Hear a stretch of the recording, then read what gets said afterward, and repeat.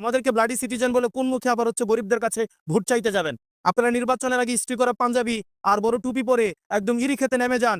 এই মানুষ এই হিপোক্রেসি এখন এগুলা বুঝে। যারা এলিটিসিজম মারাইতে আসে আমাদের দেশে, এই রাজনৈতিক এলিটিসিজম তারা যেন ঘরে রেখে তারা যেন জনগণের সামনে আসে। আপনি জনগণকে ব্লাডি সিটিজেন বলবেন, আবার ভোটের জন্য এই ব্লাডি সিটিজেনের কাছে যাবেন, এই ধরনের দ্বিচারিতা আমরা জনগণ সহ্য করব না।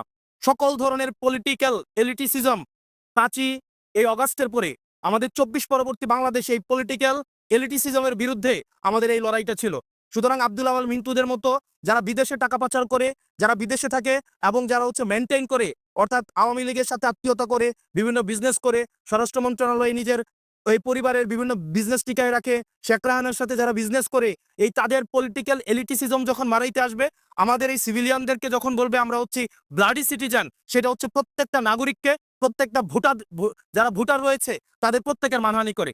এবং সেটির জন্য আমরা কমিশনের দৃষ্টি আকর্ষণ করেছি যে কমিশন যেন তাকে ওয়ার্নিং দেয় এবং এই ধরনের আচরণের জন্য পুনরাবৃত্তি না ঘটে। এবং আব্দুল আওয়াল মিন্টু মতো যারা আছেন, আপনাদের মতো যারা আছেন, যারা এলিট ব্রিড, আপনারা কোন মুখে আমাদেরকে ব্লাডি সিটিজেন বলে কোন মুখে আবার গরিবদের কাছে ভোট চাইতে যাবেন? আপনারা নির্বাচনের আগে ইস্ত্রি করা পাঞ্জাবি আর বড় টুপি পরে একদম ইরি খেতে নেমে যান। এই মানুষ এই হিপোক্রেসি এখন এগুলা বুঝে।